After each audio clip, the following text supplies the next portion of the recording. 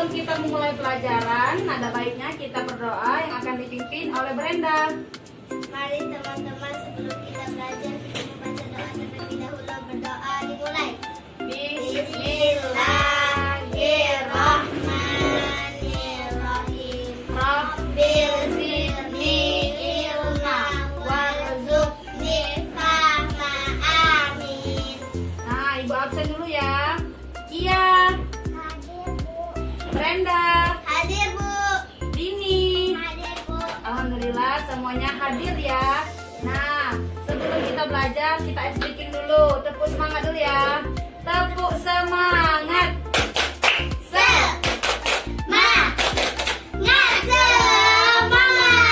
Semangat. Nah, misal Ibu bilang selamat pagi, tepuknya 1 kali. Selamat siang, tepuknya 2 kali. Selamat malam, tidak usah ditepuk, ya. Selamat pagi. Selamat siang. Selamat malam.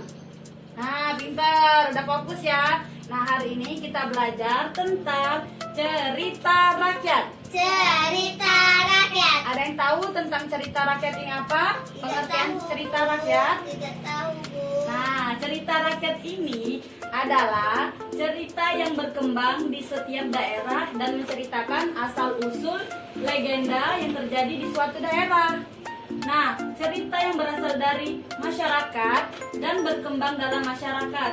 Cerita rakyat merupakan bagian dari dongeng. Nah, kemudian ciri-ciri cerita rakyat. Lihat ini. Cerita rakyat disampaikan secara lisan. Yang kedua, disampaikan secara turun-temurun. Yang ketiga, tidak diketahui siapa pertama kali membuatnya. Yang keempat, bersifat tradisional. Yang kelima, kaya akan nilai-nilai luhur. Yang keenam, memiliki banyak versi dan variasi. Yang ketujuh, mempunyai bentuk-bentuk klise dalam susunan atau cara pengungkapannya.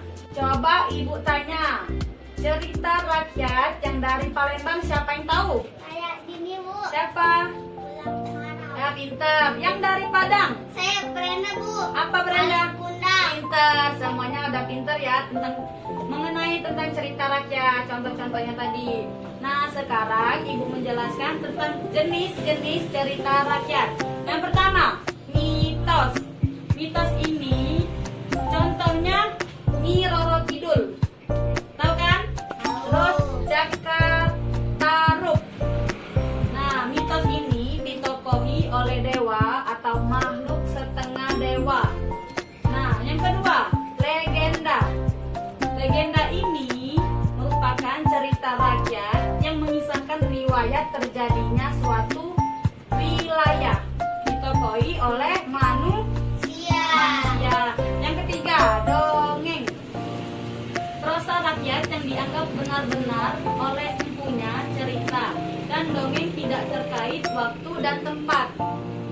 Nah, contoh dongeng ada yang tahu? Yang disebut Brenda tadi merupakan contoh dongeng Malin Kundang. Kemudian Tangkupan Perahu. Nah, lanjut. Sage. Sage ini cerita rakyat yang didasarkan peristiwa sejarah bercampur dengan fantasi rakyat.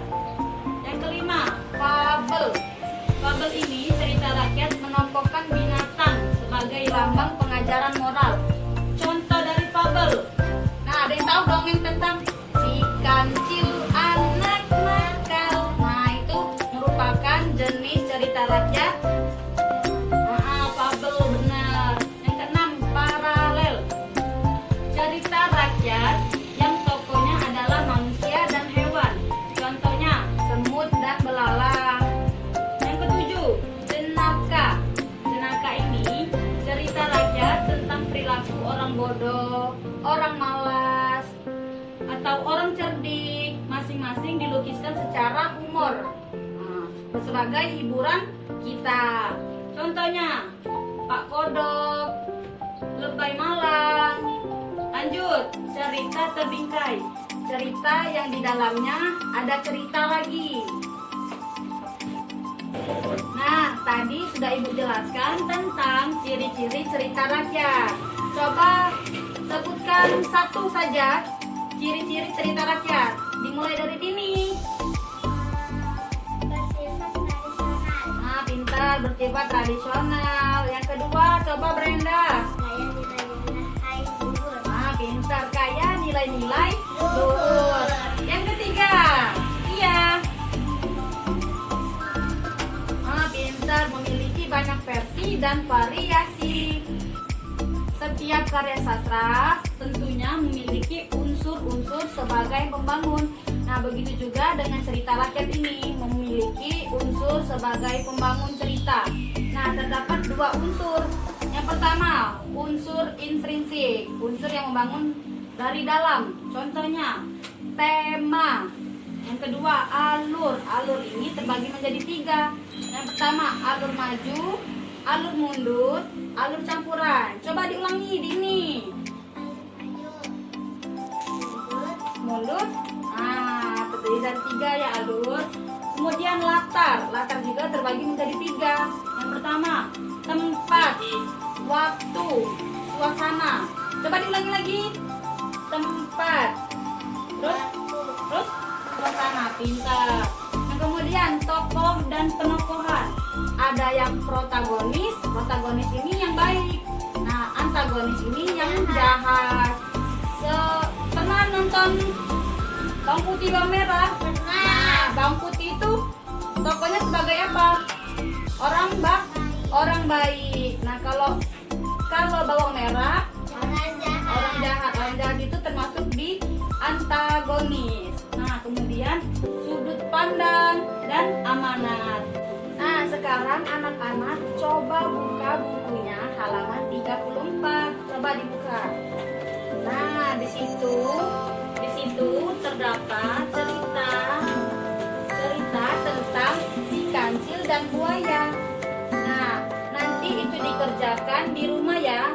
Nah, sudah Ibu jelaskan tentang unsur intrinsik tadi. Nah, tentukan alurnya di mana, latarnya di mana, ya.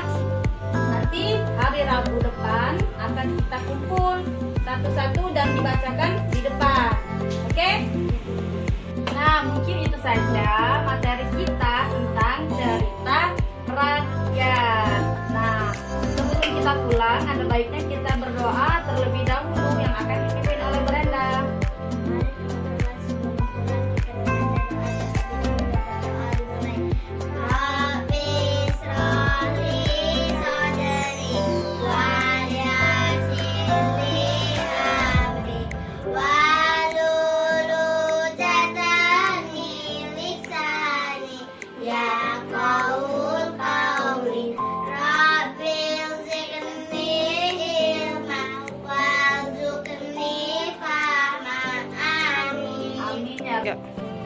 Tadi ya. Waalaikumsalam. Balik. Waalaikumsalam.